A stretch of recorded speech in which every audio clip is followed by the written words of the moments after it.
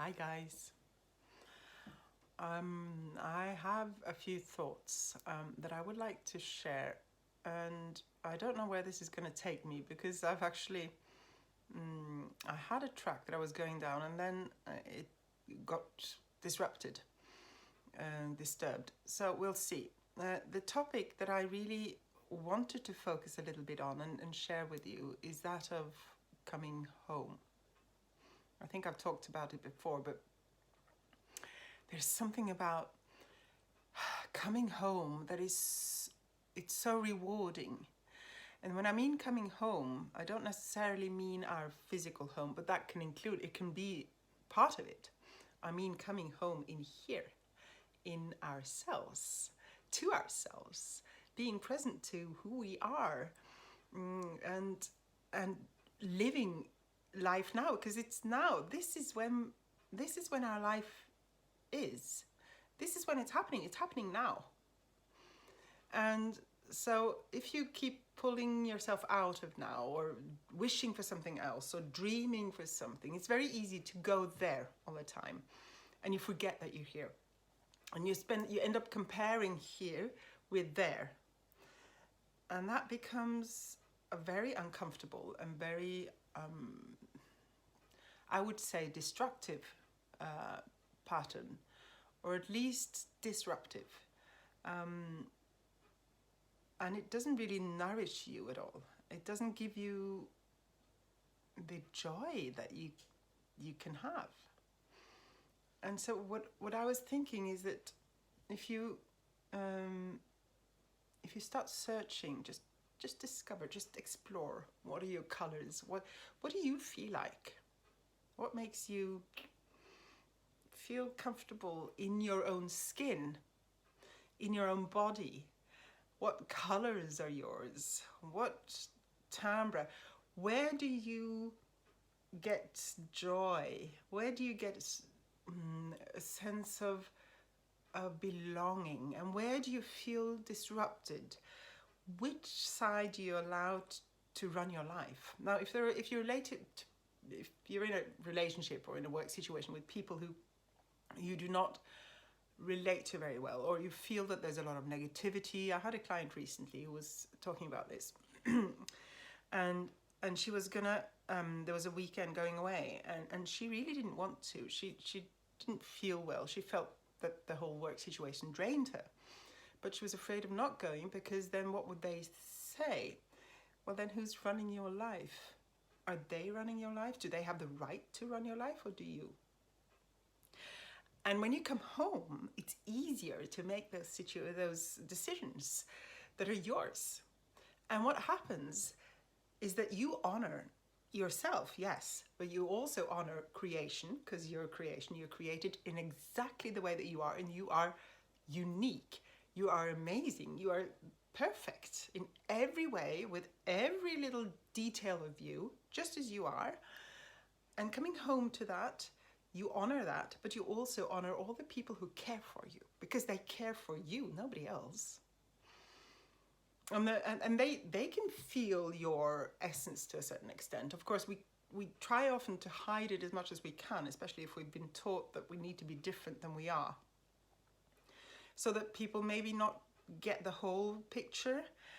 But the more you come home, the more free you become to be yourself, and the more you can show who you really are, and the more they will know who they are actually with.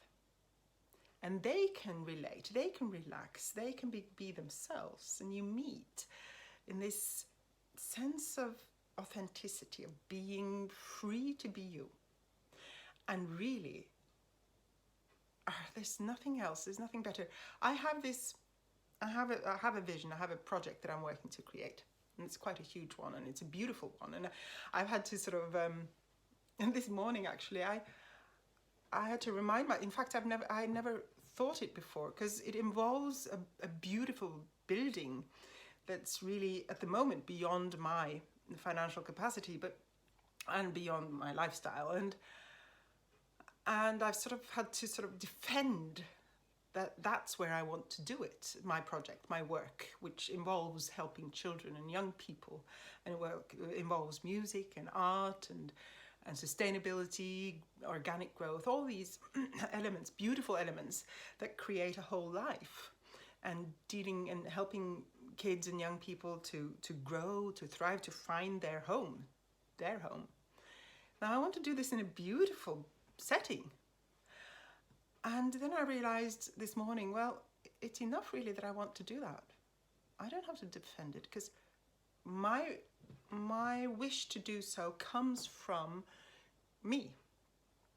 And when it comes from me, it comes from a desire to work in such a place, in an exclusive, beautiful, serene, peaceful, safe space, and bring this work into that space. That's my wish, my dream. That's enough. Now I know people want to have all kinds of ideas of how you should do things, and are you going to let those ideas run your life, or are you going to let you run your life and your vision? Now the other thing about having a vision like that I was thinking about was that I sometimes find myself wishing to just go there. Now we've heard and learned that you have to sort of be there in order to manifest it, which is fine. Own it as if you're living there. But does that mean discarding now? Don't we have to, isn't it good to be happy now as well? Of course, the surroundings I have, I'm very, very fortunate, and I'm very, very grateful for everything I have, but it's very different from this vision of mine, which isn't really going to be my home anyway. It's going to be a work situation, but it's going to be owned by the project. But being surrounded by that kind of beauty and exclusivity that I'm thinking of, doesn't mean that I can't surround myself with beautiful both objects, which are an expression, right? But also beautiful experiences where I am now, both in playing with the development of my project, but also in just being here and talking to you guys now, or enjoying my tea, my coffee, and at the moment we're actually selling a house in France, and we're emptying it, and I'm posting it on Facebook, and I realize I'm enjoying that. I enjoy bargaining, trying to, get some money out of all these beautiful things that we're selling, some of them not so beautiful, but to see, there's a bit of a shopkeeper in me, I suppose, or a businesswoman, that I didn't realize, or I haven't allowed it, because I'm an artist, I'm a musician, and I realized both I want to create my project in such a space, simply because that's what I want to. And I enjoy selling those things simply because I just like it. That's part of my being home. And if I discard it, if I try to defend it or make it less important just because it's something that gives me enjoyment, then I discard myself. And that would be discarding creation.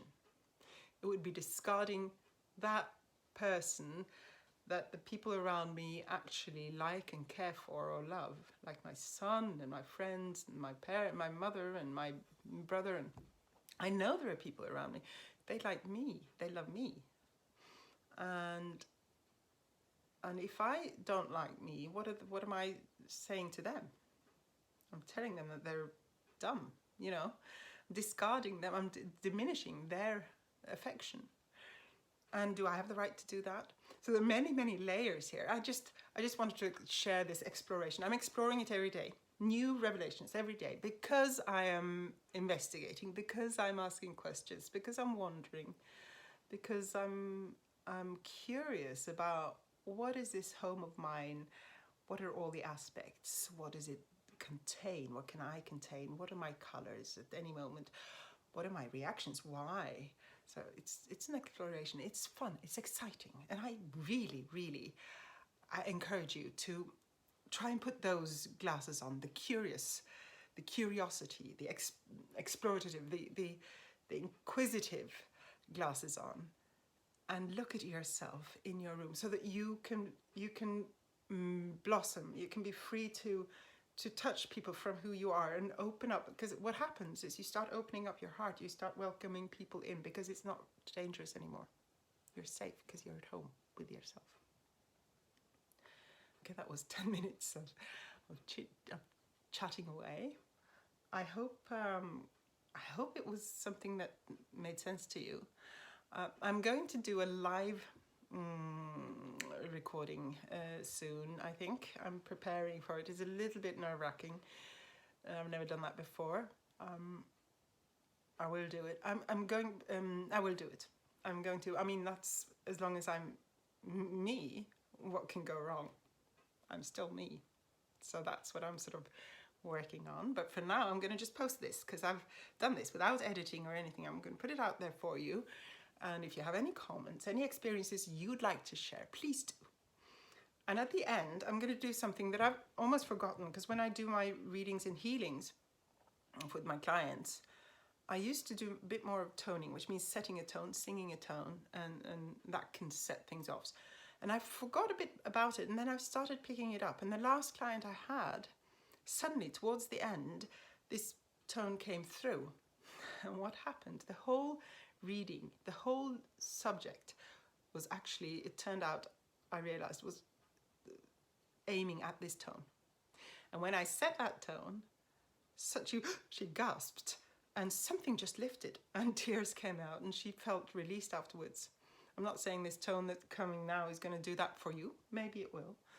But I'm going to do it because it might reach somebody, and it might reach me. And it's part of a healing work. So let's see which tone I get to set.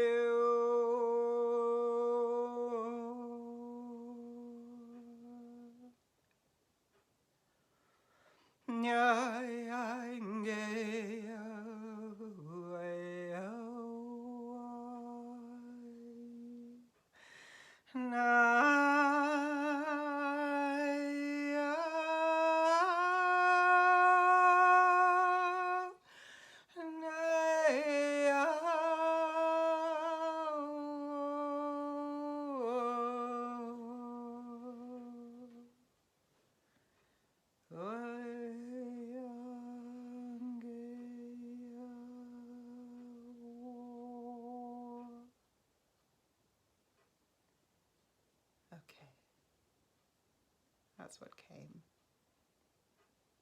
I'd be curious to see if you felt that. So if you have anything to share, please do. And have a beautiful day. Thank you for listening, for joining me. And let's come home and let's create from there. Let's make this exciting life. Okay.